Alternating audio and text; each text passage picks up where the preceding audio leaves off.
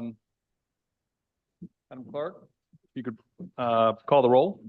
Councilmember Gregg, Councilmember Shealy, Councilmember McBride, Councilmember Mitchell, Councilmember Brady, Councilmember Gregory, Councilmember Waring, Councilmember Seekins, Councilmember Tinkler, Councilmember Bowden, Councilmember Appel, Councilmember Parker, Mayor Cogswell. Here. Now I'm going to ask Councilmember Parker to give the invocation and lead everybody in the pledge. Thank you, Mr. Mayor. Please bow our heads. Heavenly Father, as we stand on the threshold of a new year, we come before you with hearts full of gratitude for the year that has passed. Thank you for your unwavering presence, guiding us through joys and challenges, shaping us into who we are today. As we embark on this new chapter, we place our trust in your providence and grace. Grant us the wisdom to discern your will and the courage to follow where you lead. May this new year be marked by deeper faith, unwavering hope, and boundless love. Help us to set our priorities in alignment with your purposes, seeking first your kingdom and righteousness. Lord, as we step into this new season, we surrender our plans and desires at your feet. May your hand be upon us, guiding our steps, and may your Holy Spirit be our constant companion, comforting us in uncertainties and rejoicing with us in victories. Amen. Amen. Pledge allegiance to the flag of the United States of America and to the republic for which it stands, one nation, under God, indivisible, with liberty and justice. Quick housekeeping item. For those that you are new here, in the event of emergency, please use these two doors and exit down the stairs and out the front door. Do not use the elevators. Moving on, presentations and recommendations. We have one agenda item, the approval of the 2024 standing committee appointments. All those. Second, I have a motion to make. Second. I'm seconded, and I have a motion to make. Under amendment to the standing committee. Okay. I'm ready. Okay. I have spoken to my colleague, Councilmember Brady, and as the standing committee stands now, I was a chairman of special facilities. And what I'm going to do is swap it and have him to be a chairman of the special facilities, and I'll be the vice chair. And that's the only amendment I have. So we have an amended motion and a second. Yeah. So I'm asking everyone to approve that. I just have one amendment as well, so I guess we can do that one first. All right, so there's a motion on the floor to approve by Councilmember Gregory, seconded by Councilmember Appel. An amendment's been requested by Councilmember Mitchell. Did you want to wait to hear Councilmember Bowden's? Okay. Okay, my amendment is that Carl's gonna be vice chair of, or Councilmember Brady is gonna be vice chair of the HR committee. New schedule makes me a fairly unreliable vice chair, so.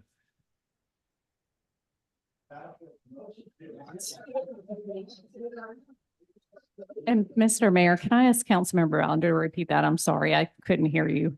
Yep. Councilmember Brady is going to be vice chair of HR. Okay, thank you. And I accept both of those. Okay. So we needed we have an amended motion. We need a second. All in favor? Okay. Councilmember Gregory is accepting the amendments as a part of his motion. Thank you. Fair enough. We have a second. Okay. All those in favor signify by saying aye. Aye. All those opposed, ayes have it. Now, public hearings. I'm going to ask Christopher Morgan with the Planning Department to come up and present, but before he gets started, I will ask council to hold questions and comments until after the public hearing period. With regards to members of the public who have signed up to speak, we are taking all comments together. Please note that you are asked to keep your remarks to 1 minute, at which time we will give you notice and you will have 30 seconds to wrap up. Please ensure that your comments are related to an agenda item. And most importantly, you are required to conduct yourself in a manner appropriate to the decorum of this meeting and will need to abide by section 2-28A of this code of the city of Charleston outlining rules and decorum. Violation of rules and decorum can and likely will result in losing the opportunity to speak and or removal from the meeting. Thank you, Mr. Mayor, members of council. Okay. We've got a number of slides here, but a lot of these slides are for potential questions or discussion. So I'm going to zip through them pretty quickly. The first item we have is E1, which is 134 Columbus. It's about 3.77 acres of land. And this is a amendment to our zoning from our light industrial zoning that's currently on the site to a planned unit development. This one also works in lockstep with item E2, which is an amendment to our zoning ordinance to establish a new 8 to 12 height district. But I will show some imagery here now to orient you to the site. I think you all are pretty familiar with this. This is the Post and Courier site, Courier Square. It is on King Street, north of Columbus Street, south of Line Street. It backs up to the future Low Country Low Line location. And it has a good bit of MU2 workforce housing zoning around it. So that's our most intense zoning in the city. It's in the spine of the city. So from our comprehensive plan, this Charleston City Plan, it shows it as our city center designation. So that's the most intense zoning or that's recommending for the most intense zonings, the most heights, the most greatest levels of density, things like that along the spine of our city. We have a comparison chart here that's in your folders, but it just kind of compares how the light industrial works with the Courier Square PUD and the differences in there. This is an aerial photo of the site. It's the existing Post and Courier offices and printing plant. This is an image of the future PUD in action with the low line to the south or the bottom of the page here with the trees on it. There would be a square called Courier Square that would be incorporated into the area of the low line. It would also incorporate some of the green spaces of the Guild and would have a good bit of area from the Courier Square Phase 3 area as well. And this gives you a sense of how the buildings would work. They would relate to King Street as well as to Columbus Street and to Line Street, mixed use throughout the project. Lots of green space. We'll go through that in just a second. This is in line with our over 20-year-old downtown plan, which identified this area of the city as the spine of the city, the area for the greatest intensity, infill, new construction, things like that. So again, the heights and the densities of Courier Square are very much in line with that plan. This is an image from the design team showing how you have these key nodes along King Street from the Charleston Place area that was designated in the 80s to Marion Square to now Courier Square as part of this PUD. Just gives you a sense of how these are kind of rhythmically located along King Street. This is an image that shows how this site would directly relate to the low line and connect the low line to King Street with dedicated open spaces so that King Street would have a strong connection to the low line. This is an image that shows you the dedication of spaces for public use, including edges of streets with wider sidewalks, and in some instances, more space on King Street so you can have on-street parking on both sides of King Street, which is much the tradition of the rest of King Street. Also having enough room on Line Street for the type of development that we have here, as well as the public spaces and the paths and corridors that allow for cutting through the site. This is an overall conceptual image of how the buildings could be aligned on the site. This has been a project that has had tremendous amount of public input.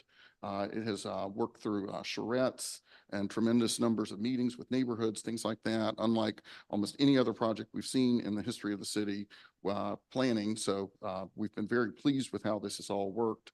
And some of these images are a testament to all that working with the community here. Again, I won't go through all these lines, but one of the key aspects of the PUD is the fact that it has a tremendous amount of public realm and open space, a minimum of 40,000 square feet, about 25% of the site is public space and open, wider sidewalks, the streets, as I mentioned, the accommodations on the site, rather than having multiple 50-room hotels, would have one up to 150-room hotel for the entire 3.7 acres. The workforce housing and attainable retail with the goal of 20% of the residential units being workforce housing, and then up to 80% AMI for 30 years. There also is an allowance for having 50% of the workforce housing in an off-site location that would allow for affordable housing that helps some of the poorest of the poor and is a long-term permanent affordable housing, as well as 25% of the workforce housing units on site And then the final 25% of the workforce housing at the city staff discretion could be on-site, or they could be a change out for attainable retail. I can go into more detail on the attainable retail if you all want that, but just wanted to make sure you all were aware of those aspects of the PUD. I'm going to skip through these. These are just images of the site in case people have some questions about how this would be viewed from a distance in reference to the heights that are part of this amendment. Planning Commission did recommend approval of the unanimous approval of this planned unit development. And now I'm going to go into the Old City Height District change, which would establish a new 8 to 12 height district for the site. This is a height district. All the text is in here, but essentially it would have limits on how much of the site could be at different heights. The smallest percentage would be up to 12 stories, but that would be the smallest percentage on the site. But it requires that you not have more development on the site by virtue of that extra height. You actually have to reduce the scope of your development. At present, this site has an 8-story height limit. So essentially what would be built here would be actually less than could fit in a large 8-story building that could be built on the site now.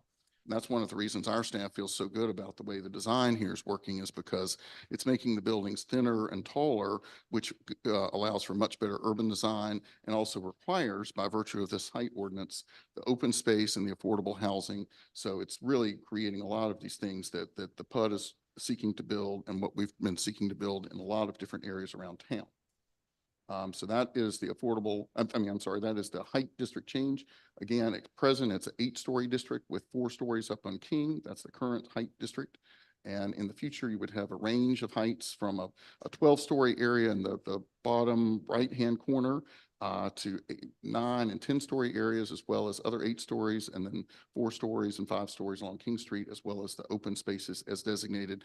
An image like this is what helps us make sure we get built what is described in the PUD. These are very particular drawings that give us, as planning staff, a lot of weight in our ability to make sure that what is in the PUD actually gets built as planned.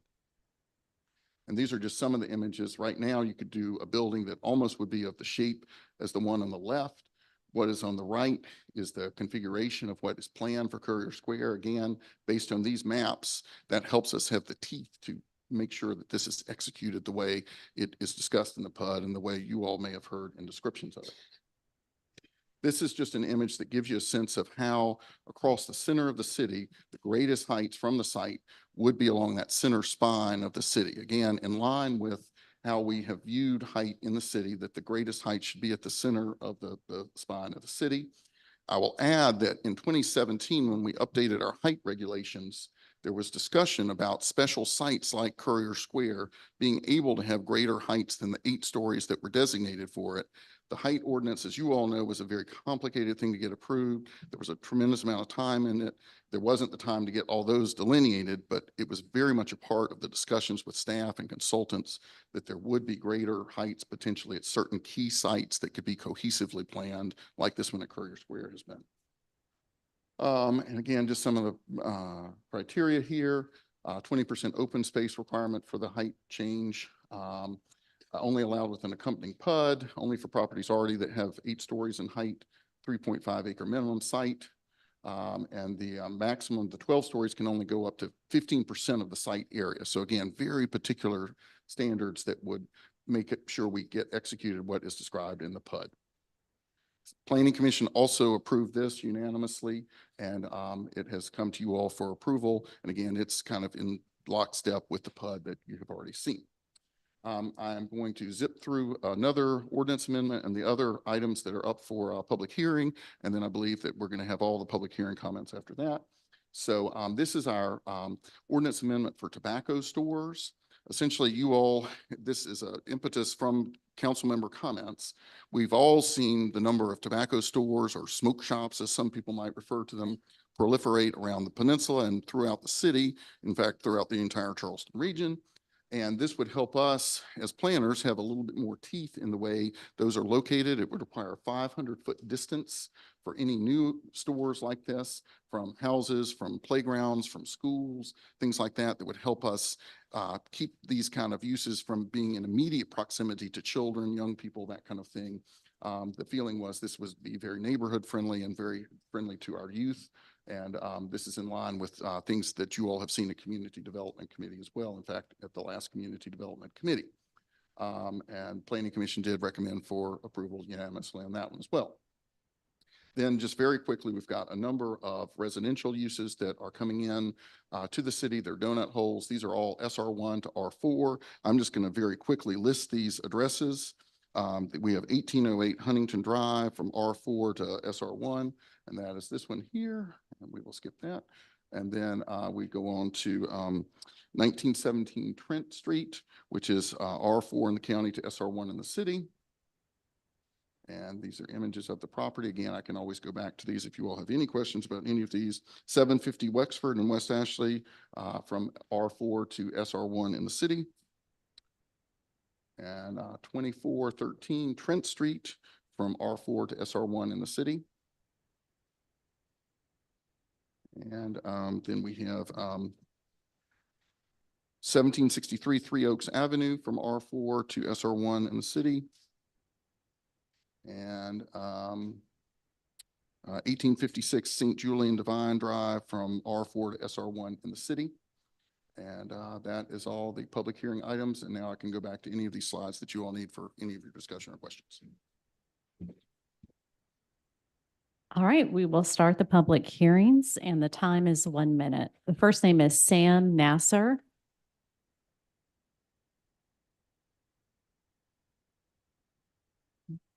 Anthony Bryant.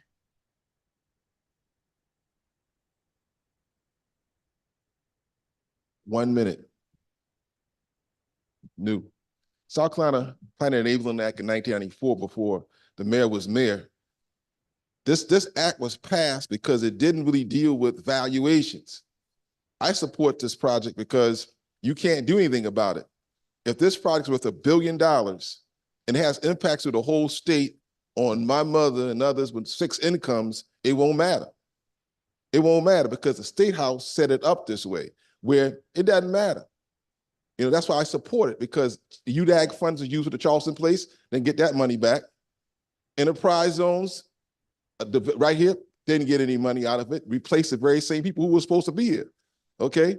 Opportunity zones by Senator Scott didn't even have any reporting from the IRS, right? So the federal and state government has put us in a situation where no matter what it is, you got to vote for this because you can't deal with valuations.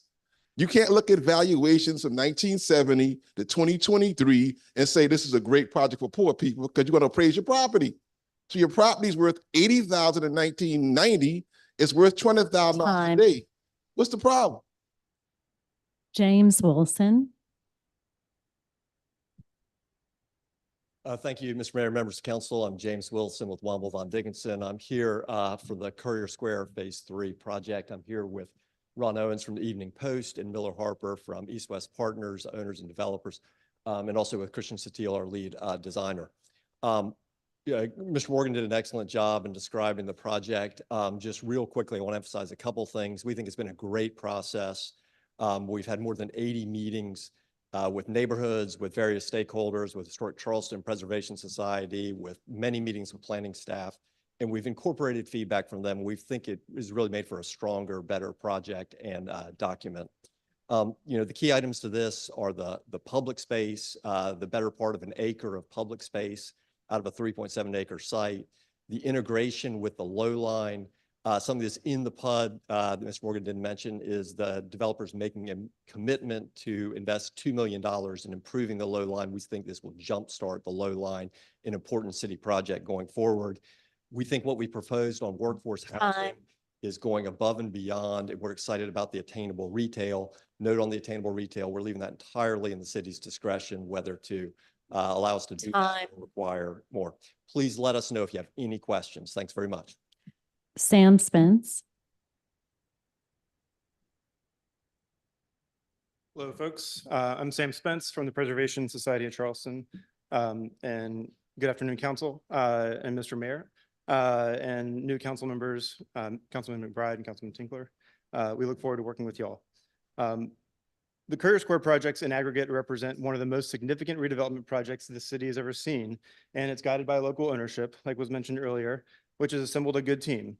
And while I think we can be complimentary of the project and pointing out good things like housing and public spaces, we also need to point out that it represents a dramatic deviation from our city's height ordinance. And simply put, creating a height zone in response to a development request without directive from the city's guiding planning documents is bad practice. And yes, this area is noted for city centers in the comp plan, allowing for height and density. And that height is indeed 8 stories. It's the tallest height district in this area of the city.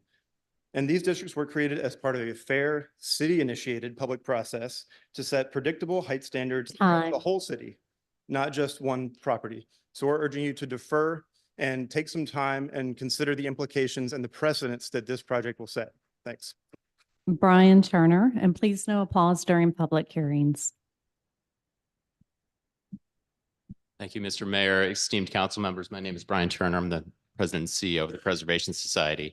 I want to build on what my colleague mentioned. Mr. Morgan suggested that during the conversation over the height limit ordinance, there was some delineation as to special exception that could be made. But I would suggest that it's bad policy to, at the time that a development and a zoning request is made, to make that change. Indeed, that height limit was set at 8 stories. We have nothing against the program of this project, but it's not good practice for council to approve a height ordinance readjustment for to benefit one particular applicant. I think it raises questions of fairness to other applicants who might also seek to maximize their entitlements to build higher and taller. There's a lot of pressure for that. The only other development that we've done 12 stories south of the highway is the Morrison Yard project. I think it's deserved some reevaluation. So I encourage you to take some caution as you approach this issue. Again, nothing against the team, the incredible meetings in the program. This one just deserves more consideration. Thank you. Miller Harper. Ron Owens. Christian Satilli. Good evening. My name is Christian Sotil. I'm an architect, a planner, and a preservationist, and I've had the honor and privilege of working on this landmark project for the last 2 years and being a part of over 80 presentations and meetings during that time. You should be relieved that I am not giving a presentation tonight. But I do want to think we've had tremendous dialogue with neighborhood leaders, with preservation experts, and with city staff. And all of these meetings, beginning with the public charrette, have led to a stronger and more responsive plan. This is the old way of developing public space and height in Charleston. We're very proud of that. The work has been very well received throughout its development. Most recently, we presented at the City of Charleston's Planning Commission, where we received a unanimous recommendation for approval for use. So we appreciate that. This is an unparalleled opportunity when all of us together can create a beautiful new part of the city. Thank you. Dr. Marion Platt. Good evening, neighbors, Mr. Mayor, members of the council. It's so good to be here with you. My name is Reverend Dr. Marion Platt, and I come representing the human element of this project at Courier Square. I'm pleased to be in attendance here tonight as a product of Charleston as Executive Director of Star Gospel Mission, Charleston's oldest independent faith-based charity. Exactly 120 years ago in this very room, an establishment by the name of Star Vaudeville Theater was shut down by the city because of the nefarious activities that were going on there. That property was turned over to a missionary by the name of Reverend Obadiah Dugan, who would use that facility to create Star Gospel Mission. In those days, there was a deep concern about human beings sleeping out in the cold under the stars every night, and City Council partnered with others for an uncommon solution to that situation. Take a nightclub and make it a place for people to sleep warm. And for the past few nights, it's been below freezing in the Holy City. And it's a privilege to be here with you, and we're once again considering an uncommon solution to a deep problem in our city. Thank you so much. Cashin Drole. Thank you, Mr. Mayor, members of council, Cashin Drole, Historic Charleston Foundation. We're very grateful to the applicant for bringing us in kind of on the ground floor of this project. We've enjoyed working with the team. This is an important site. It needs a creative approach to its redevelopment. We applaud the team for their dedication to affordable housing, open space, the low country, low line, and attainable retail. All that's amazing. The conundrum that we all face is ensuring that what is being promised and discussed is what is actually delivered in the PUD. We've worked closely with the team on trying to find ways to do that. However, it's ultimately the height that remains a concern for HCF, the deviation from the only recently created Old City Height District and the precedent that that sets. It's currently zoned for 8 stories, 9 with architectural merit. They're requesting up to 50% more height. That requires a major ordinance change to do that. And it also, they're asking to redirect height from where it's currently designated in the Upper Peninsula to a site in Charleston's Midtown. And consequently, we would not be able to support this 812 height district for the site. Thank you. Katie Bloon. Okay. Marion Hawkins.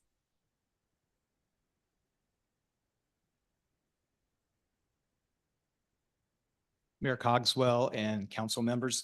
My name is Marion Hawkins. I'm the president of the Canberra Elliott Borough Neighborhood Association. The entire Courier Square development is located with our neighborhood. We appreciate the Evening Post Industries engagement with our neighborhood association during all 3 phases of this significant project.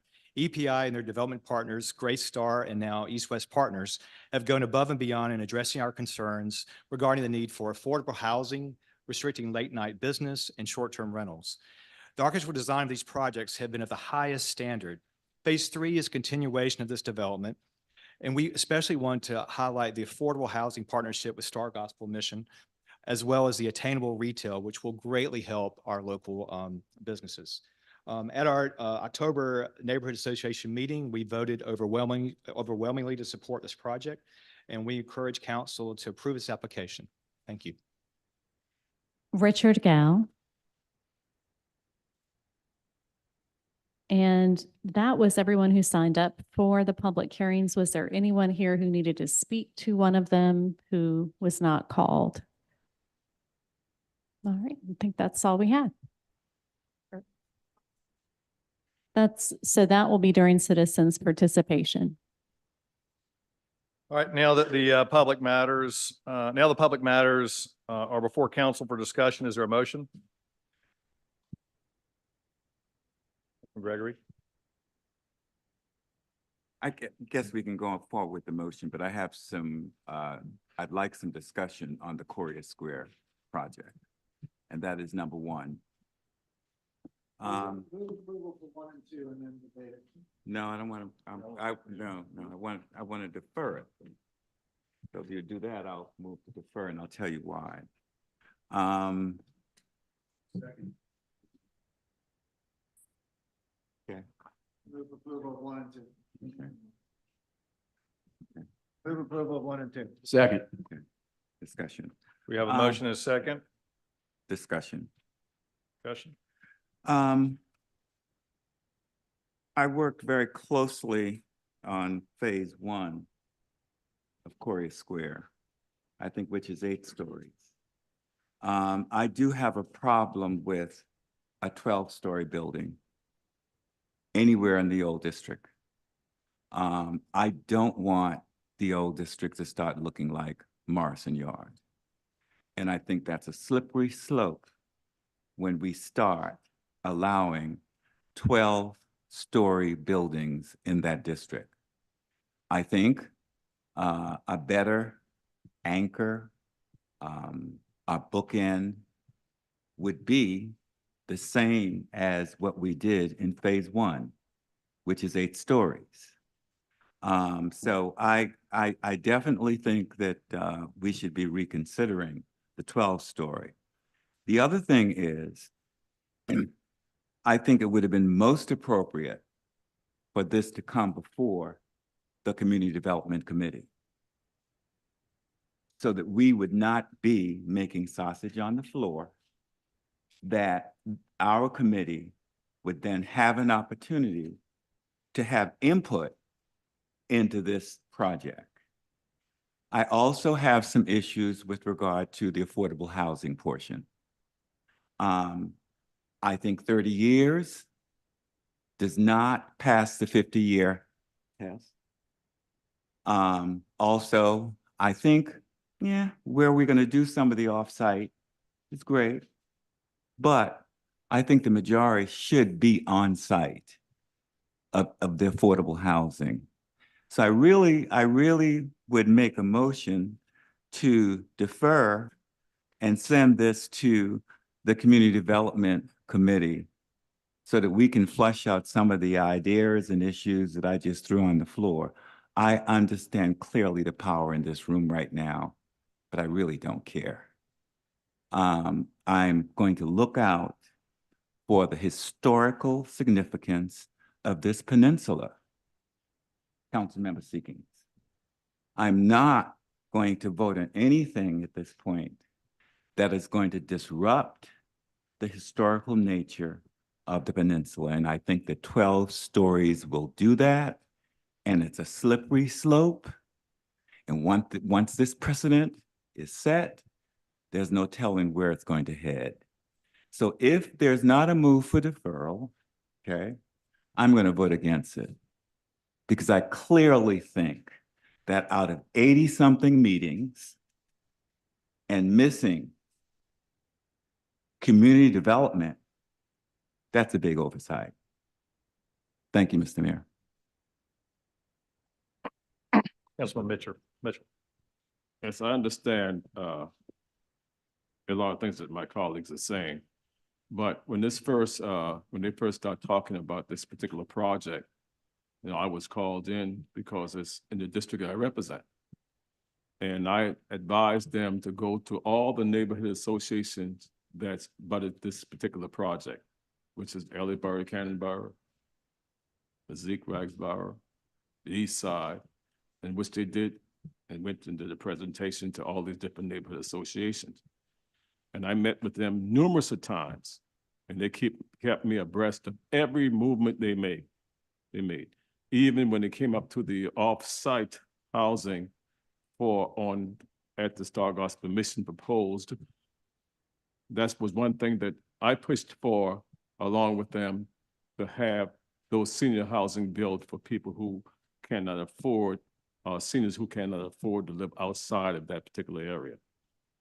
And they wholeheartedly went to Reverend Platt, and they got together and they're going to build those units there on Star Gospel Mission site.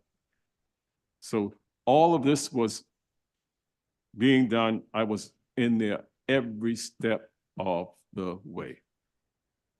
Every step of the way. So I wasn't left out on none of it. They called me and said, Councilman Mitchell, let me get your input on this. Come on in. This is what we're doing. This is the plan. I understand exactly what was taking place. You know, I know we have some issues. Some people have issues with the height. I understand that wholeheartedly, but they have done everything that I asked them to do for the community. And once those community organizations they voted wholeheartedly that they approved it. So once they have done it, and I represent those areas, and once they approve it, I didn't have any problem with it because I went to them. If they had said no, then I had a big problem because I represent those areas. All those areas I spoke about, I represent all that area down in that particular area, all the way to the east side, Ellie-Borough, Cannon, everything. So I'm going to have to, I understand fully what my colleagues are saying, but I would have to support it because from day one, I was involved in everything I asked them to do, they did. So I don't have a problem. You know, I mean, you have problems with the height, I understand. You know, I don't know if that can be worked out any other way, but this is what I have seen. They showed me the height. When they talked about going up, I said, well, you're going to have a little problem when you come to council with the height. They'll tell you that's what I said, you know. But everyone in the community was satisfied with it. And it went before the planning commission. Planning commission voted on it. So I would have to support it, you know. So my colleagues, it's in your hands what you do, but I will support it, you know, and that's all I'm saying. I don't push anyone to do what I do, but I'm just saying that I was out there and I dealt with them from day one when they first started this particular project. even when they did the first particular project, which was phase 1, I was involved in that also. And I told them exactly where to start it. And I wanted them to do Columbus and Meeting Street first. And they wanted to do both projects at one time, which is what's in Phillip Street going back from King to St. Philip. I tell them, no way. If we do that, I won't support it. I said, let's do it in phases so the community can see how it's going to work, that we disrupt the whole community. And they, at first, they didn't want to see it, but they went back and voted on it, and they came back to me and said, Councilman, she was right. I said, that's what it was, because I'm not going to support nothing like that. You're going to tear up the whole cities, and that's just what I represent. So they went and did the first phase, then they're coming back and doing the second phase. So there's more to be done in that area too. But we have the old Piggly Wiggly site. So there's more to come too. So we just have to look at it very seriously in what we're doing. But with this project here, they did what I asked them to do. So I don't have anything else to say about that. Thank you. Thank you, Councilman Mitchell. Any other discussion on this? Councilman Rappel? Thank you, Mr. Mayor. You know, I've had the privilege and opportunity to meet with Mr. Wilson and several of the principals behind this effort. From my vantage point, this is everything a PUD is supposed to be. PUDs are designed to provide flexibility and creativity in the land use and development process, as opposed to sort of the very cookie cutter Euclidean base zoning that we normally see and operate under. So that PUD mechanism is what gives so much of the creativity and flexibility that we saw on display earlier. And, you know, to hear Councilmember Mitchell speak about the wonderful community engagement, both at the political level, but then also the neighborhood associations, nonprofits, things of that nature, that's a model for how we ought to expect developers to act when they're doing business with the city of Charleston. And it sounds like, by all accounts, they've checked all of those boxes. You know, I'm certainly cognizant to some of the precedential concerns about height, and I know height is always a sensitive issue downtown. You know, it doesn't, I'm still not clear as to why we have to create a new height district to accommodate the height that they want to do. I think we could, as a technical matter, just build in the height allowances into their specific PUD while not creating a precedent out there on the code for others to request to be able to opt into. That might be a way that we can help address some of the precedential concerns. I think we can amend the PUD to be clear, to give them all the height that they've you know, been approved for through the Planning Commission and have talked to the community about.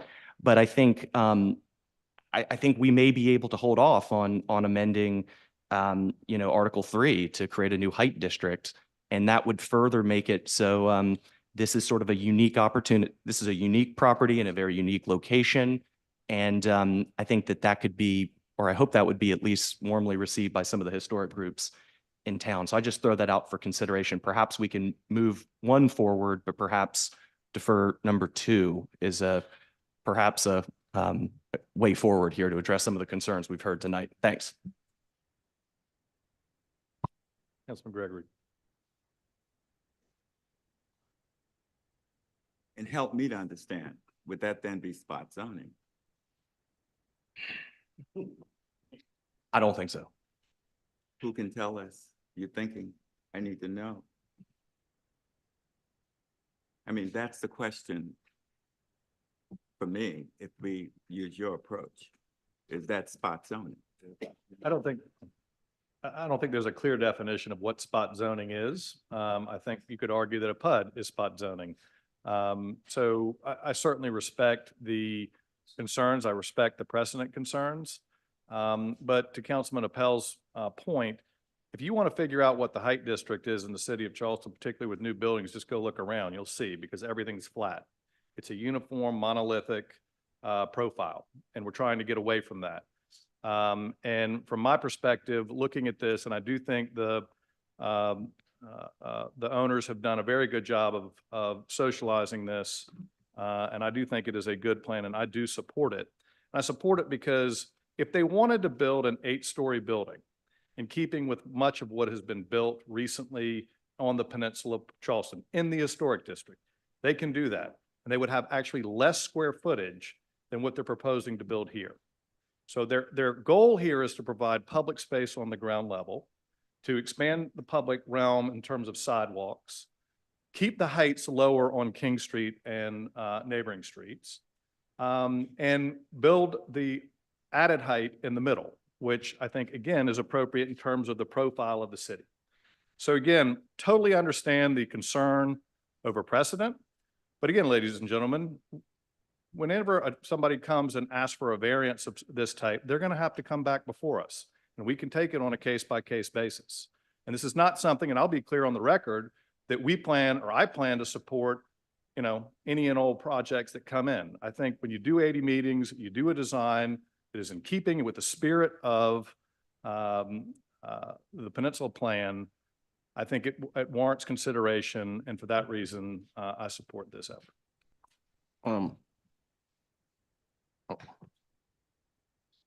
Councilmember Mitchell. This will be quick. Even though, and also with the plan, when we talked about it, when they first called me about it, I said, look, I also looking for something on King Street to make King Street walkable.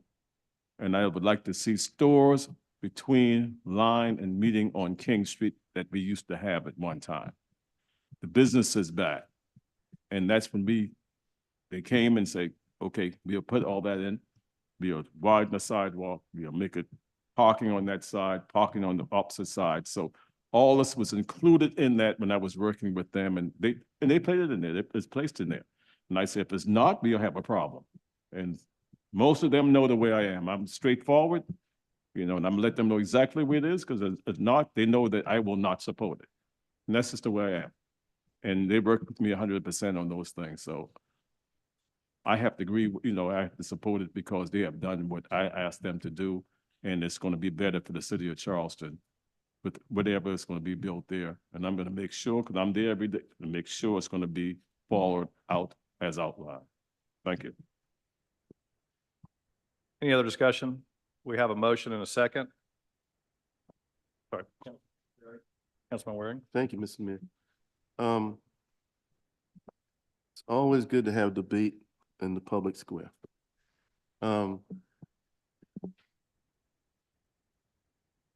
All colleagues have a valid point on this one. As far as coming in front of community development, I couldn't agree more with you, Councilman Gregory, but that's not the applicant's fault. The applicant followed the advice that they previously got when they started this months and months ago, a year ago, 2 years ago, okay? Certainly, if this isn't development in a community, I'd like to know what it is. It certainly should have come in front of community development. Some of these, what I call tweaking type questions, could have been answered.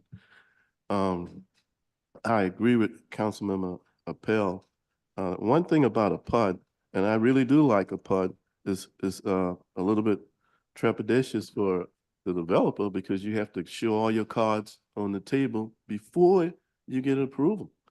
And that's a lot of money, and that's a lot of risk, and that's a lot of public hearings, and that's meeting with a lot of people, and that's what we heard that these folk have done.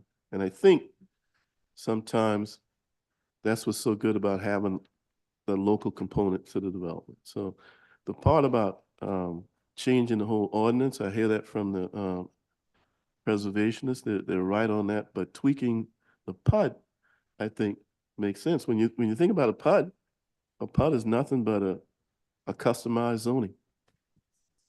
That's right. A custom suit, that's right. The public space, there's a trade-off, but to get affordability, you do need height. So normally, and we just had a big debate, and anyway, I'm supposed to be bringing that back, but on a piece of property where the bridge site came down, there's an affordable project that we approved back in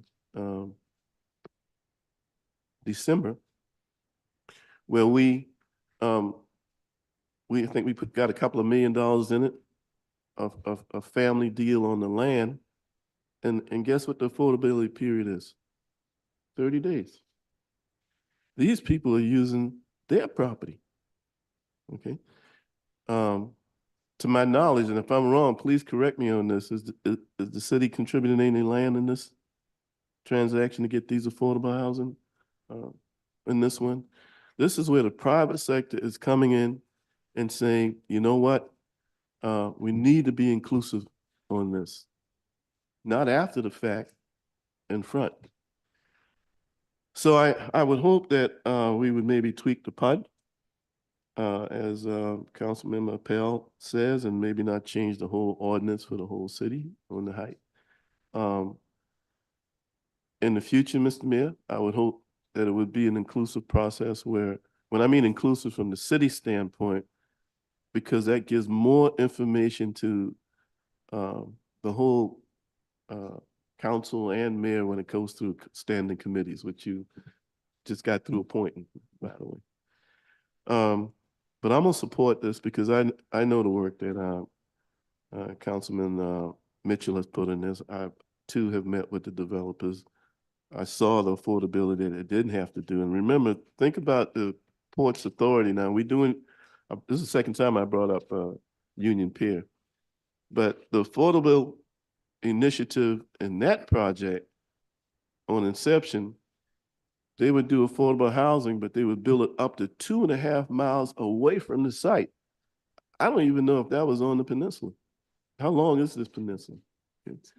But I tell you what, 2.5 miles from that site puts you a good distance away. So these folk have been inclusive. Can we tweak one or two things maybe on the, and maybe we can do something in between the first reading and the second reading? But I agree with Councilmember Appel on the height piece, doing it with the PUD versus changing the whole ordinance. I don't know what that does to the motion, but I believe we have a motion and a second. We need to vote on that. Yes, sir. There's a motion, a second on the floor to approve. There is a motion to defer, but it was not seconded. right. What about the piece about changing the ordinance? Did we take them together? Yeah. Oh, yeah.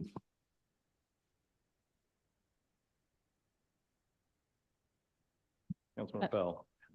Thank you, Mr. Mayor. So it has come to my attention that we've got language in our PUD authorization ordinance that sort of sets forth how PUDs can be constructed in the city of Charleston that prohibits PUDs from tweaking height in this part of the city. I think because of a concern that PUDs would be used to sort of unwind the very carefully placed height districts, but what that forces then is people that want to get creative with height to have to create a new height district that arguably creates more precedential concerns. I've always viewed PUDs to be independent legislative enactments that are the will of council, and we can tweak the zoning however we want it. So this is a bit more complicated than I think I may have let on a minute ago. But I think that the core concern is there. I mean, I think we should be able to provide a very custom suit here for this particular development without having to create a new height district that every other developer can point to from here on out. I mean, if we really want to make this a case study, we should be able to do that, but it might take some tweaks to our existing PUD ordinance as well. So the last thing I want to do is overcomplicate things and delay, create problems. I thought I was sort of fashioning a compromise here, but that's just how it goes for me sometimes. But so that's the issue with this, but I don't know. I mean, perhaps we can give everything first reading tonight and we'll have some time to kind of regroup and talk about what we want to do, moving forward. Councilman Parker. Thank you, Mr. Mayor. I'll second the motion to defer.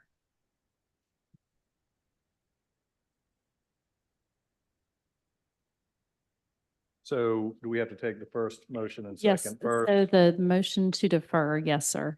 We have to take the motion to defer first? Yes, sir. Okay.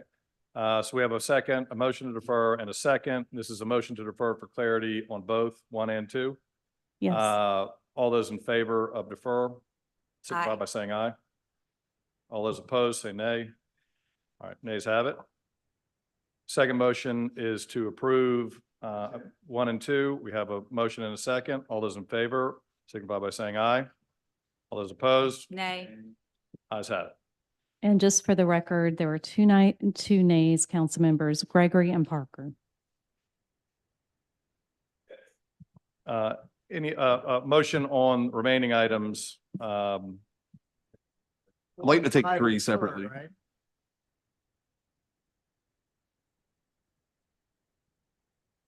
Move for approval on item number 3.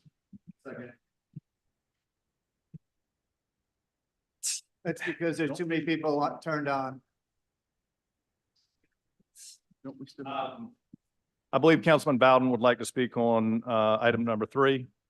Yeah, and I'm going to make a motion to defer item number 3.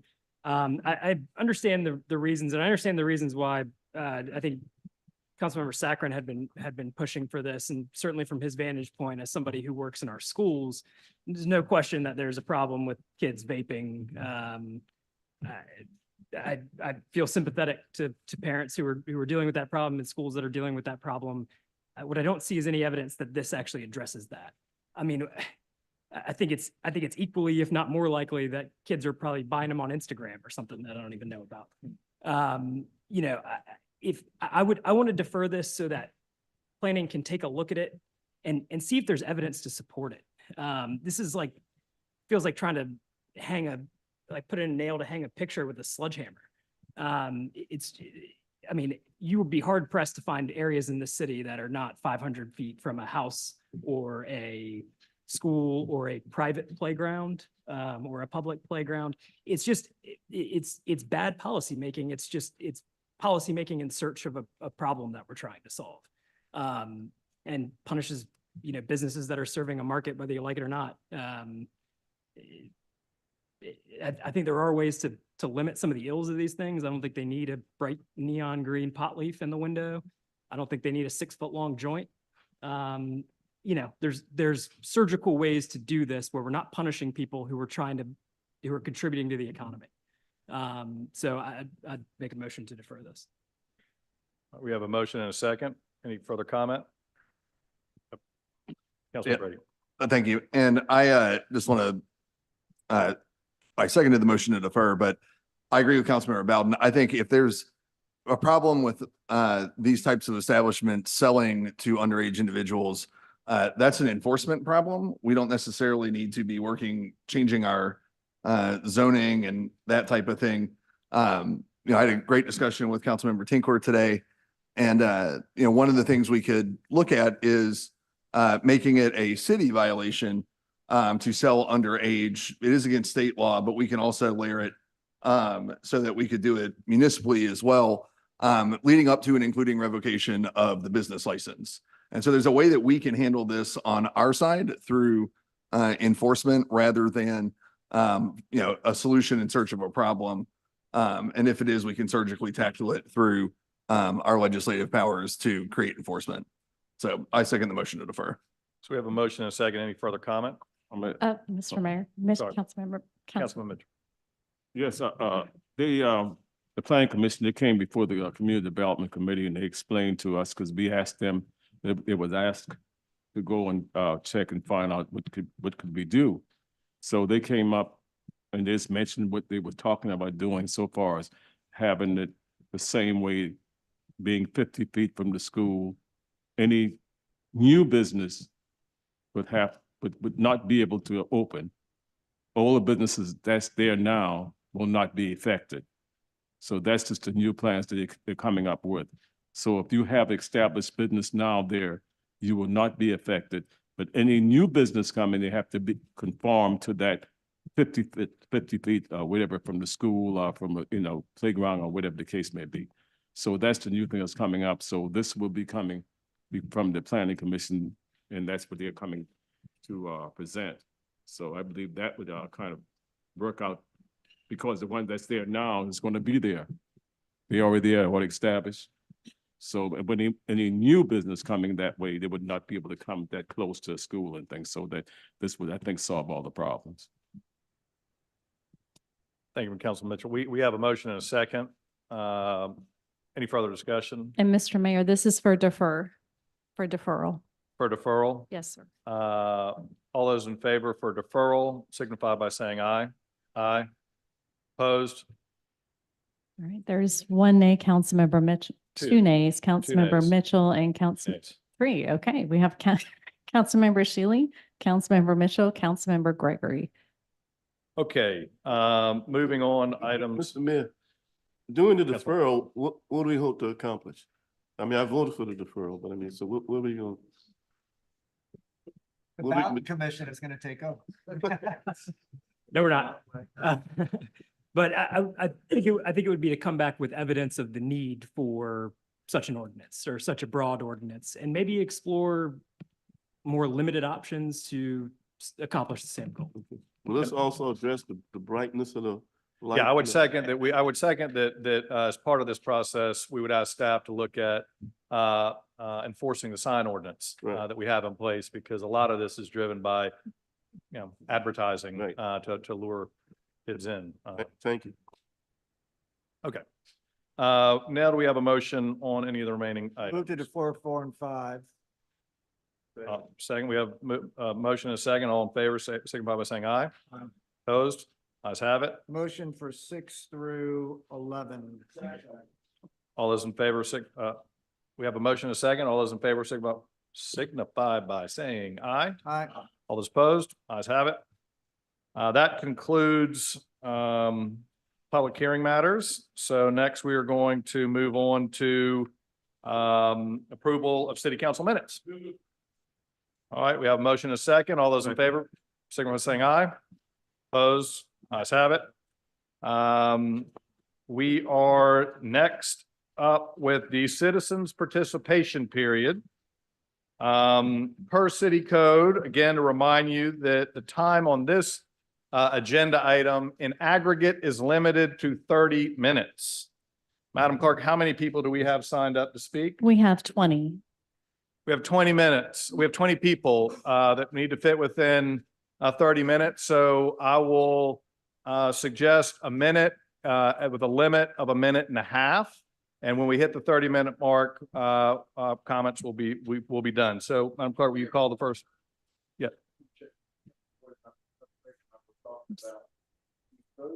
To take 6 to 11 together, but did we vote to approve 6 to 11? Yes, that's. Okay. I had- Approval of 6 through 11. Yeah.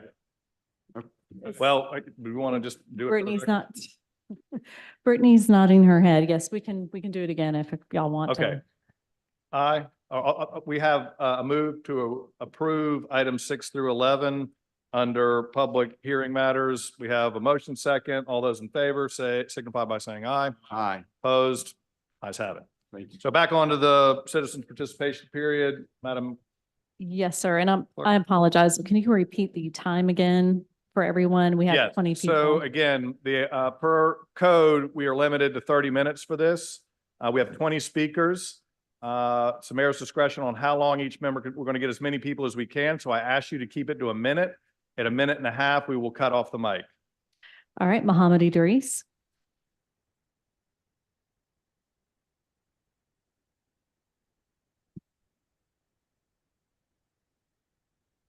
Welcome, new mayor. It's a great pleasure to have a new mayor with a beautiful name, Carswell. And we pray that the cause is well and that you do well. We've been working in this city here now for years. And we thank God that he gave us a mayor from the Republic, because we're gonna redo this thing, because the donkey had enough, can't go no farther. We got to work with the elephant now. And we will be working with you. And we have a picture here. And I won't take pictures with too many people. There is hope in Charleston. I've been coming here for 30 years, and I've never seen the hope that I see now for the benefit of the poor and the rich. And may God bless you to have a successful term. Thank you. Nakia Mallard.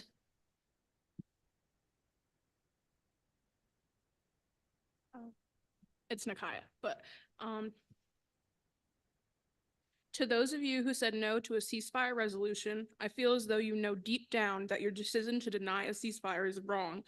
And if you don't think it is, you should look deeper. What What will you tell your grandchildren and great-grandchildren 10, 20 years from now?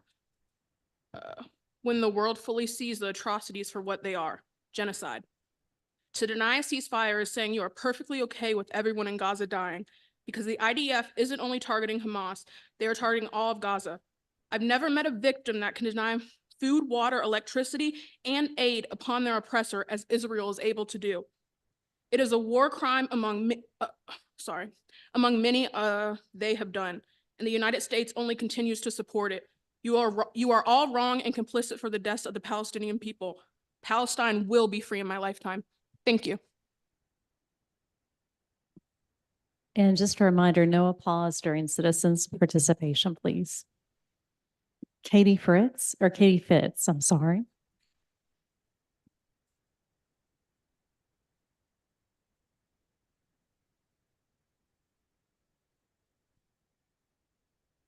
Hi, my name is Katie. I am just an ordinary citizen of Charleston, South Carolina. I am both a nurse and also an entrepreneur. And to be honest, I've never been politically active in my life until a few weeks ago or a few months ago. I'm coming to speak on behalf of Palestinians in a ceasefire. The reason I come before you today is to explain how a person like me, a white American woman raised in the Deep South, who has never been politically active in her life and fears public speaking, is standing here in front of you today. Honestly, before October 7th, I really had no clue what was going on in the Middle East. I didn't even know October 7th had happened until much later. When I heard about it, as many, I quickly dismissed it as something, just another conflict in the Middle East, as so many of us I do.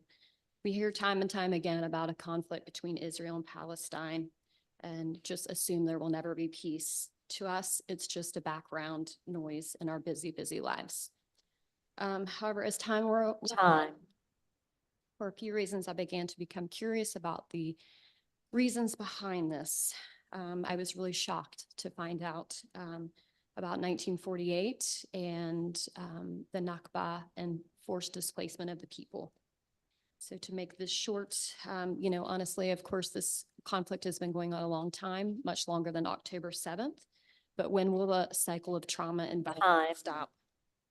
I'm asking for your empathy for these people because they are people too. Thank you. Mike Collins.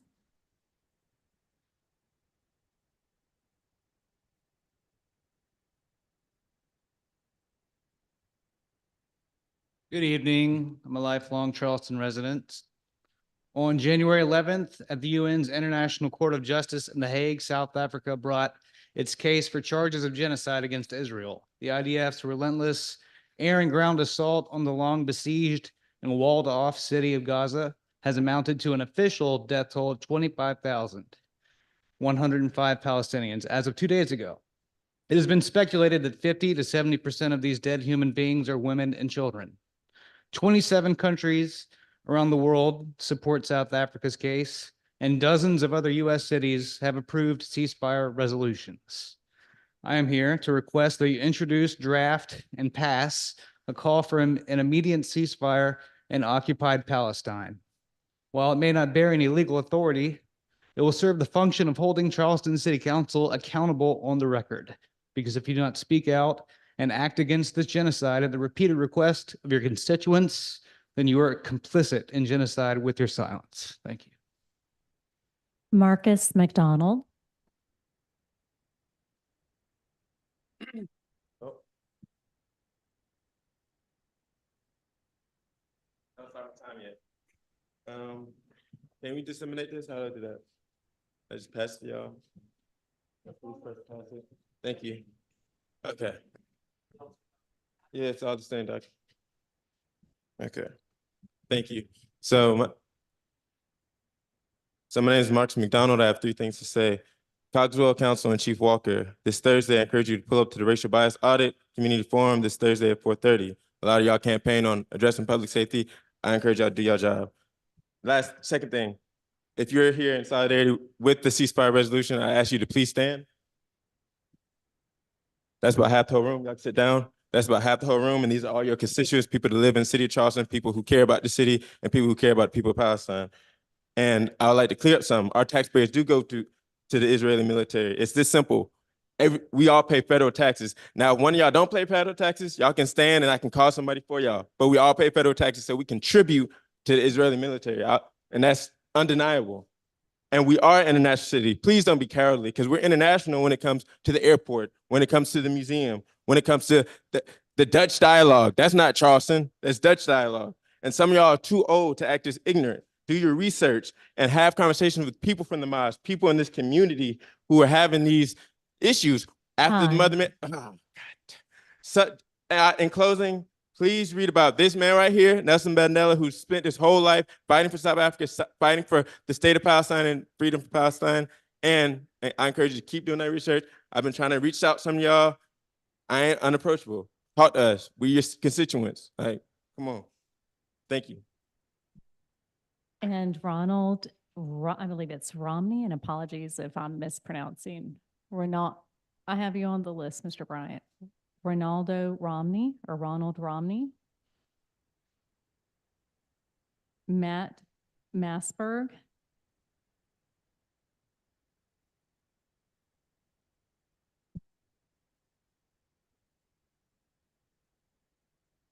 Good evening. My name is Matt. I'm a resident of Charleston. The State of Israel is flagrantly violating the 1948 Genocide Convention, to which the United States is a signatory. The world has been witnessing in real time Israel's ruthless campaign under the auspice of combating Hamas results in the deaths of tens of thousands of Palestinian civilians, not to mention several Israeli civilians as well. Roughly 85% of the population of Gaza is internally displaced. At least 500,000 people have no homes to which they could return. According to the World Food Programme's chief economist, of the approximately 700,000 people in the world facing catastrophic hunger, 577,000 of them are in Gaza. The war made 2023 deadliest year for UN aid workers and journalists. The Netanyahu administration claims the death of civilians and destruction of hundreds of thousands of homes, bombing of hospitals and schools, and the obstruction of food and medical supplies are all necessary to rout out Hamas. It must be noted that Article 1 of the Genocide Convention makes no exceptions for crime of genocide, regardless of peacetime or wartime. It is worth noting additionally that complicity in genocide is also a crime. Our nation is currently providing bombs, and IDF is dropping on those civilians. We are providing bullets for the guns used on those civilians. Our nation is complicit, our state is complicit, and our city is complicit. People of good conscience must speak out against such heinous acts. We cannot tolerate the torture and destruction of a people, and we must certainly not aid and abet it. We demand a ceasefire. Lily Leon.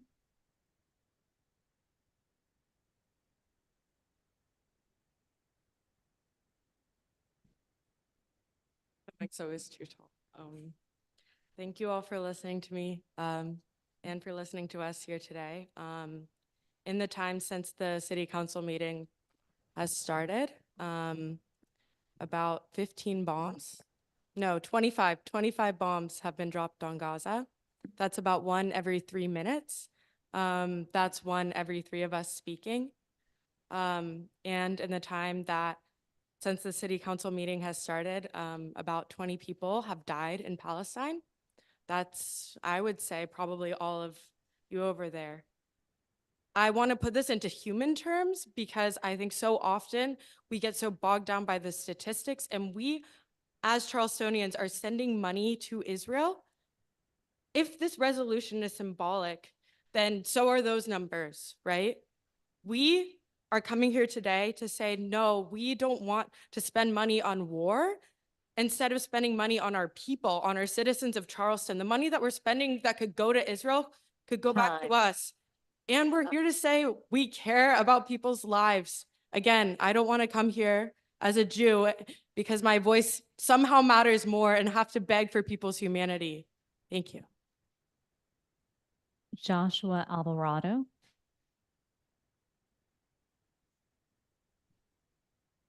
Hello, everyone.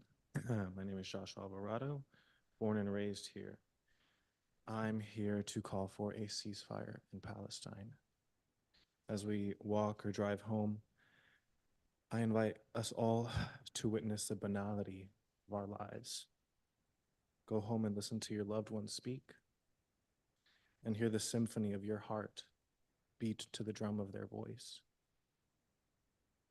And when you listen, be aware of what Palestinians are hearing as well.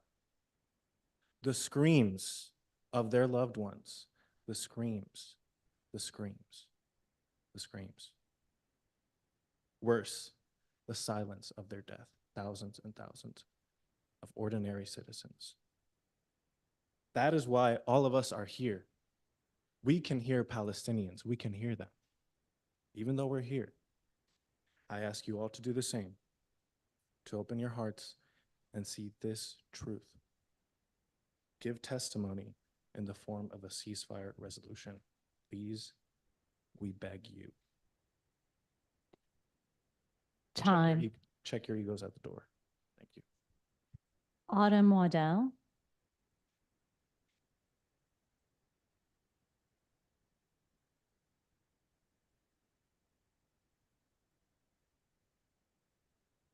Good evening. I'm a Charleston County resident, and I urge Charleston City Council to draft an emergency resolution calling for a permanent ceasefire in Gaza.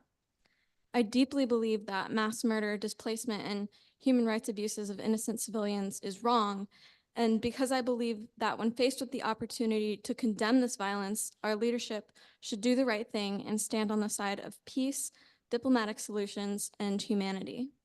The Charleston that I love is a city of hope, light, and unity. We're a city that comes together to aid and uplift each other in the face of tragedies and natural disasters. We're a city that is looking our dark past in the face and trying to do better. We're a holy city. On the other side of the world, we are seeing the complete desecration of another holy city and the people that call it home. I urge the Charleston City Council to act with compassion and righteousness to embody the values that make up the true Charlestonian spirit. I urge you to stand in solidarity with our fellow American cities calling for a permanent ceasefire and for sufficient humanitarian aid to be let into Gaza. Thank you. Zach Vicidi.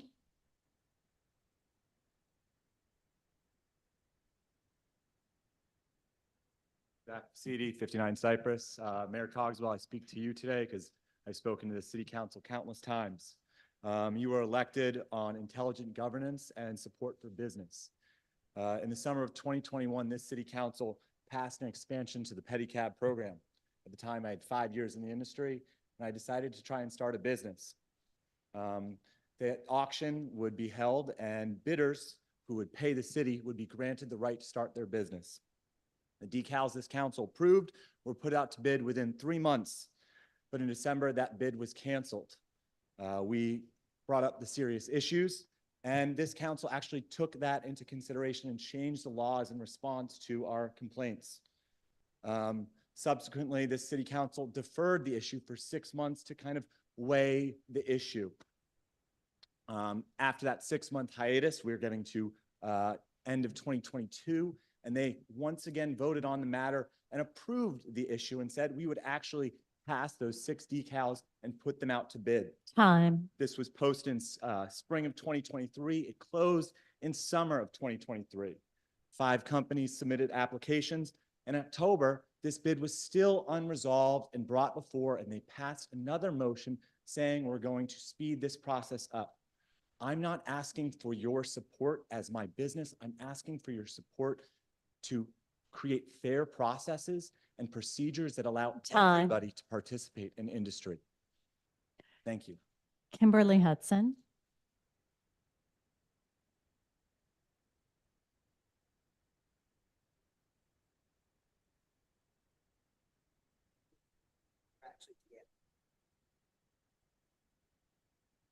Good evening. Good afternoon. So we're from the Charleston City Market. We're both small business owners. I've been down there about 20 years. Miss Helen's been there 49 years. Our issue is our heaters. When they did the renovations at the city market, I guess a little before you got here, in 2015-17, we were promised heaters. They ran all the gas lines in Market Hall, A and B and C buildings. And the C building now has heaters for the last 5 years. We still have no heaters. There was money for the heaters. I don't know where the money went for the heaters. But we're asking by next November, December that we get our heaters. Because it's cold. It is. And then when we have customers come through the end building, they're warm. They're wondering why we're freezing all the way up. So we're just requesting that y'all get that fund money and take care of us, please. And a lot of people, they just stay home because they don't come to work because it's just too cold to be out there. We appreciate your time. Thank you. Thank you. Shane Julie.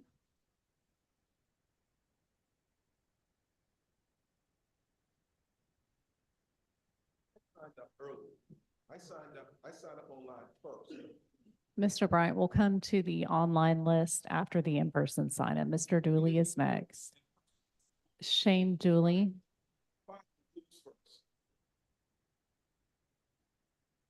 Good evening. My name is Shane Dooley. I live, work, and volunteer in the Charleston area, and I'm here representing Free Palestine Charleston. I'm not going to be a better speaker than the people before me. I'm asking that the city of Charleston pass a ceasefire resolution regarding the ongoing military campaign in Gaza. I say if you believe in helping the community and bringing people together, then I ask again if you would all take this action. What it means is that you stand with humanity. It does not mean that you are choosing one group of people over another. There's a diverse community here, and I think we need to make sure we are doing everything in our power to support all those who are directly and indirectly impacted by the current situation. We have held vigils focusing on every innocent life, regardless of their race, religion, or ethnicity. And we did that in fear. We did not know what the outcome would be when we did that. Just a vigil. And we would like to see the same level of care and concern from our city. So after 100 days of violence, indiscriminate bombing, forced starvation, and over 24,000 civilians murdered, majority children, I'd like to know if Charleston is willing to stand with humanity and simply call for an end to the collective punishment of Palestinians.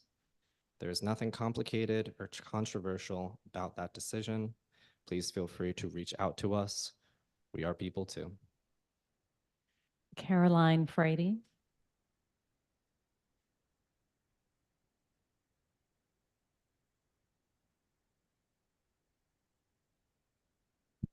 My name is Caroline Frady. I live on 23 Ashton Street. I'm here to ask council to pass a permanent and sustained ceasefire resolution in Palestine. We will continue to show up for this until it is passed.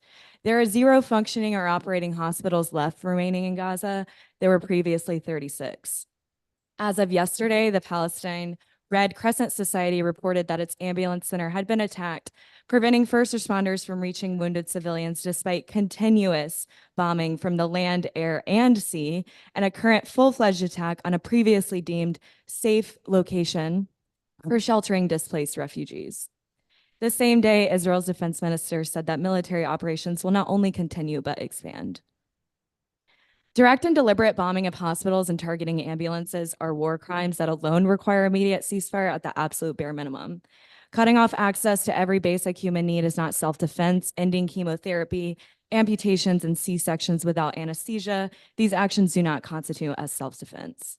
Killing over 10,000 children and babies without political ideologies is not self-defense. Upholding this sick notion should be abhorrent to all local governments. Pass a ceasefire resolution now. Tony Daniel.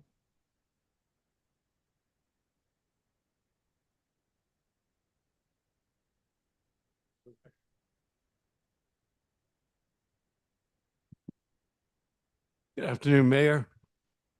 What you see in front of you is an open road, according to City Council. That is a road with trees in it, a do not enter sign, and a fence. Now, the reason I'm showing you that road is because City Council said there was a group of people that petitioned to close the roads. City Council said, absolutely not. We're not closing the roads. We're not abandoning the roads. And I've given you the laws that it takes to close a road, none of which were complied with. You're in there, there's a letter in there from the city attorney that says the roads are not closed, that there is a easement. An easement has to be in writing. An easement has to be for the same purpose of what it was used for. And there are 2 closed roads, and they didn't even bother to address the second road. Now, it's gotten ridiculous that I've gone 3 years with my father who had a stroke. I have 800% more traffic by my house than any other house in the neighborhood. And it's all because they illegally closed roads. It'd be as if I said, I want a variance, and you said, no, you cannot have the variance. And then I put the variance in anyway and said, oh, it doesn't exist. That's not there. Please open the roads. Thank you. Anthony Bryant.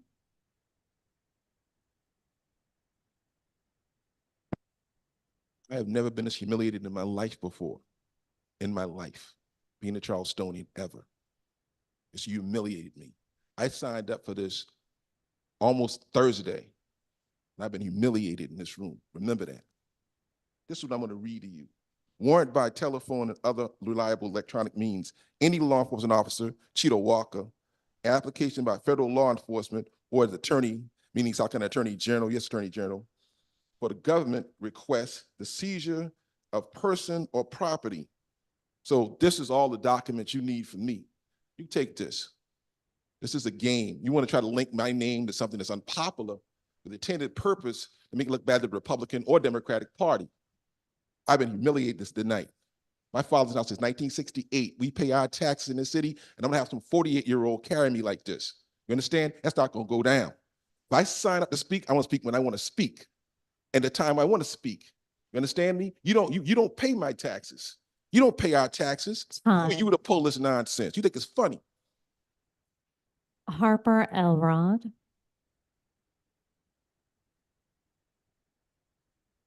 Hello.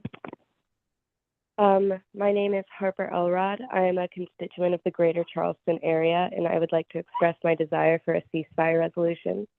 The city of Charleston must embrace its place in the fabric of our state, country, and world.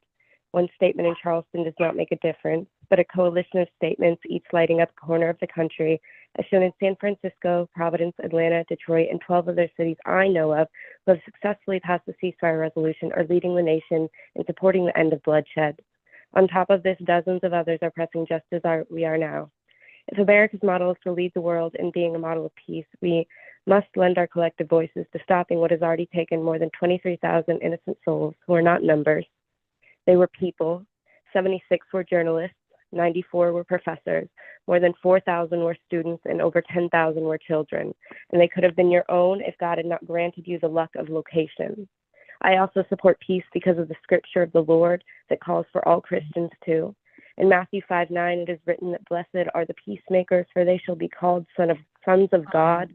I follow confidently in the Maker's footsteps as a child of God, and I will hope all of you, regardless of religion, will call for the end of bloodshed as well, as is our duty as part of this nation. And if it was South Carolina's population being decimated, wouldn't you want Gaza City to pass a resolution in favor of the end of our bloodshed? Thank you for your time.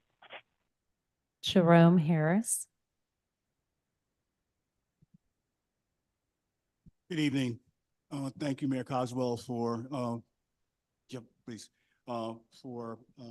nominating Jason Sackman for the vacancy on the Human Affairs and Racial Reconciliation Commission. I ask for unanimous approval by the members of council. Also want to update the council and the mayor on the plans for the community forum on the racial bias assessment. It will be held on Thursday at 5:30 p.m. at St. Patrick's Parish Center. There will be an online opportunity for folks. It will be recorded. We have over 130 people already registered. I again ask Councilman Shealy, thank you very much as the incoming chair of the Public Safety Committee for being there. I urge you and the other colleagues to please participate. Thank you. And those were all the speakers that we had signed up. We did receive some comments online. 25 comments were received that encouraged council to draft an emergency resolution calling for an immediate and permanent ceasefire to the Israeli-Palestinian conflict. One comment received from Free Palestine Charleston submitted an example resolution that called for a permanent ceasefire in Gaza. Those are just a summary of the comments submitted online. All of those were sent to council in full before the meeting. Okay, what was your name? Okay, please come forward.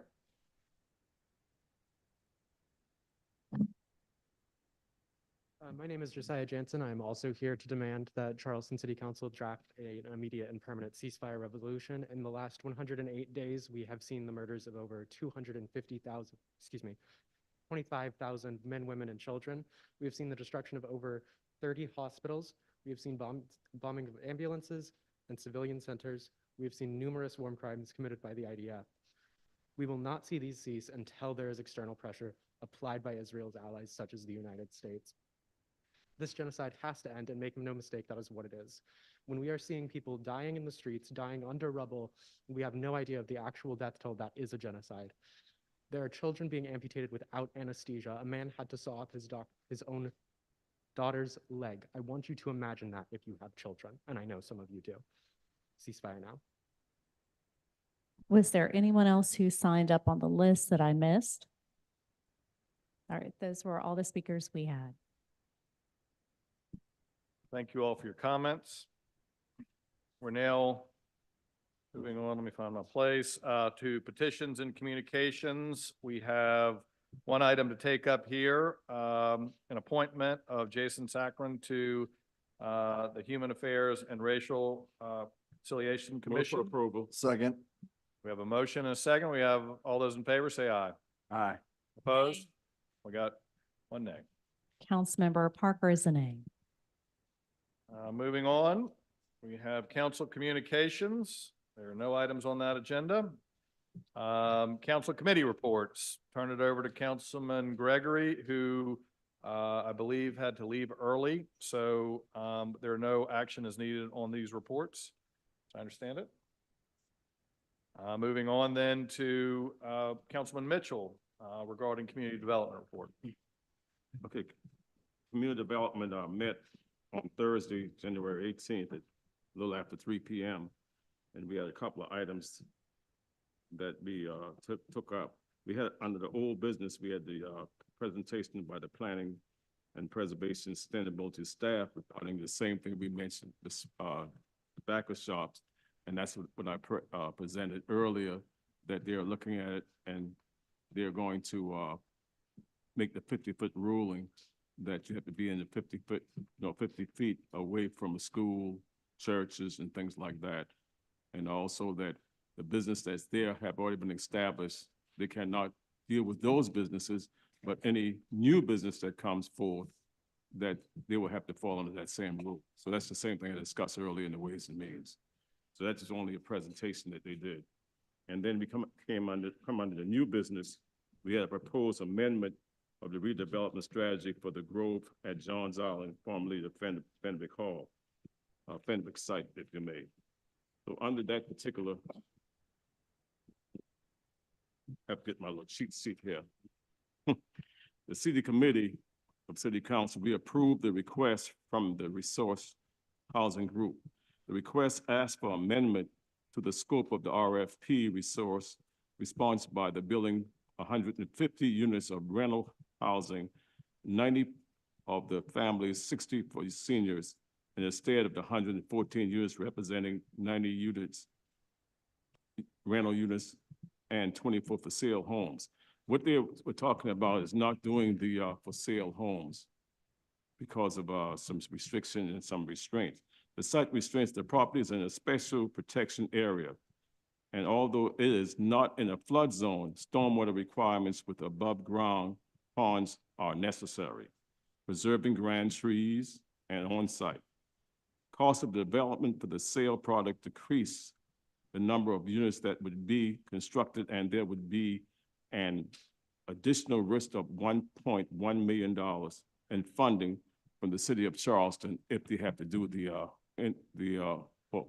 home site. So this is why they're asking for this amendment, not to do the sale unit and do more rental units. And that was approved by the city committee and sent to city council for their approval. So that's my report. And I'm asking for a motion to approve my report. A motion and a second. All those in favor signify by saying aye.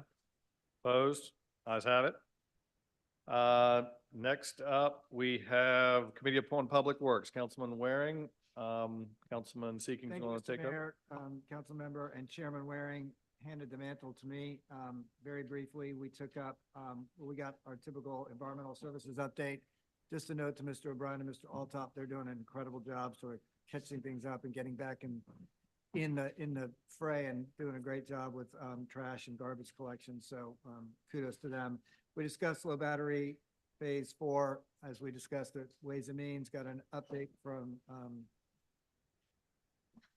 Mr. Fountain. We agreed unanimously to support the projects, which we also did at Ways and Means. And then we got a update and a discussion on flooding at Hutton Place. That was Councilmember Waring brought it up. Mr. Fountain gave us a really good comprehensive briefing on the flooding there and the causes of the flooding and possible solutions. I think those will be action items going forward, but it was a good discussion and a good start. So that's the report from Public Services. The motion, Move to approve. second. Motion is second. All those in favor, signify by saying aye. Opposed? Ayes have it. I'm on a roll here, Mr. Mayor. So Committee on Traffic and Transportation met today at 3 o'clock. A couple of things of interest. We got updates from both Berkeley County and Charleston County on the various projects that are going on in our city. It's the first time I believe that we've actually had Berkeley County come travel down here and give us an update. So just for those, when you go out there in the public or some cocktail talk, how many miles of roads do you suppose there are in Berkeley County? A lot. For about 1,200 miles of roads in Berkeley County, of which 87 of those miles are in the city of Charleston. And so you all may or may not know this, but the Berkeley County has passed a 1-cent sales tax, and they have allocated a good amount of that money towards paving roads. And the way they're going to do it over the course of time is they're going to pave the roads in the city of Charleston based on allocations and through the county council member who represents the city portion, which is Councilmember Whitley. So if you live in Berkeley County and you're looking for your road to be paved and to get on the list at the top rather than the bottom, call Councilmember Whitley because he's got the money. But they're working really hard on it. I'm trying to remember, Councilmember Greg might be able to help me out. They're going to try to pave 200 miles worth of roads under the sales tax in 7 years, which is a very ambitious project. You might remember we got an update from the DOT about District 6 in which we live. The cycle for paving roads in District 6 is once every 99 years. So I'm pretty sure Berkeley County is going to do a little bit better than that thanks to the sales tax. It was really informative. In Charleston County, there are so many projects going on. Be mindful that there are workshops going on right now about the extension of the existing half-cent sales tax, which will be, if it passes through county council, on a ballot this November. It is projected, so the first transportation sales tax, which expired in 2022, raised $1.3 billion over 25 years. The second, which is set to expire this time around, in 2042, is going to raise $2.1 billion. It is projected if the third an extension of the first sales tax is voted on, approved, it will raise $5.4 billion over 25 years. Of that, they're still whittling down the projects. As you know, the Mark Clark is the biggest benefactor of that at $1.8 billion, but there are other projects, including new projects of about $1 billion that will be the beneficiary of that. Annual allocations, public transit will be $700 million. They're going to expand the Greenbelt program, which is another close to $500 million. So keep an eye on that. I know your constituents are going to be asking about it. There's a number of workshops going on. The first one was on Johns Island last night. I believe Councilmember McBride, among others, was there. How many people did they show up, do you suppose? That'd be at least 150 that made their way through throughout the night. Good. So I think they'll be well attended. It'll be interesting to see how that all works out. I'm sure Mayor Cogswell, you'll be working with the county closely on this one. So it was super interesting. If you want to know what projects are going on in the city of Charleston, we can distribute it. We had a report today from Mr. Oziak from Charleston County. I mean, it was pages and pages and pages and hundreds of $millions of projects that are active in Charleston County and the city right now. It's pretty impressive. So, yes, sir. Like I said, was there any discussion about the grant application for the Better Northbridge project? There was discussion about the grant application for the Better Northbridge. By the way, Better Northbridge is also one of the projects identified in the half-cent sales tax referendum going forward. I think it'll likely survive. There is also, what's the name of the grant? The guide share grant, is that what they are? There was discussion about that. The county is going to refile the grant application at the end of February. And what we asked the county, would it be helpful for the TNT committee, for this council, and for the mayor to adopt a resolution in favor of it? The county seemed to think that was something that would be very helpful. So we're going to put it on the next TNT agenda, bring it forward to council and the mayor for his signature. By the way, the county apparently by a voice vote at their last meeting voted unanimously to support that project. So we'll have that on our next TNT agenda and we'll bring it forward to council. I suspect it will pass. There were two things that need action, one of which we've already discussed through Ways and Means, which was the amendment to the Safe Streets and Roads for All grant, which is an extra $5,000. We approved that unanimously. And then there was one application for a certificate of public convenience and necessity limousine. We approved that as well unanimously. So I move for adoption of the report. And by the way, if you want to know about the projects, we'll make sure we'll get Jennifer to send around the presentation that came today from Charleston and from Berkeley County. It's pretty impressive. Second.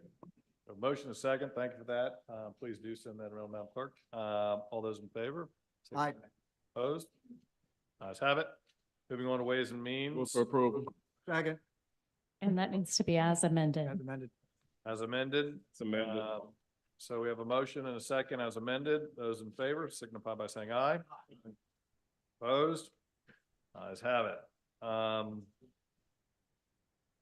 to Moving take on to- 1 through 3 together for second reading. I'll make my life easy.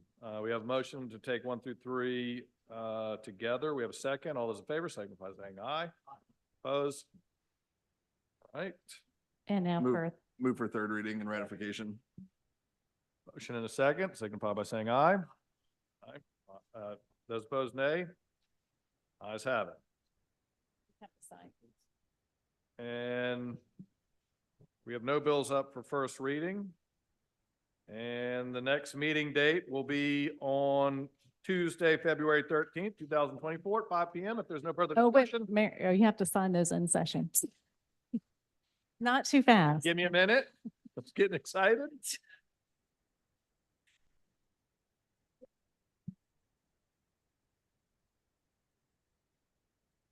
The Ad hoc Rules Committee will be meeting Thursday at 4 p.m. If you want a rollicking good time diving into the minutia of the rules of council. Well, I will say that I do think we are planning on talking about some ways to make the meetings more productive. Correct. So I would welcome you all to come. I think I'm excited for Chairman ready to make that happen. All right. All right. Hang on, one more signature. I don't want to get distracted. That's it. All right, no further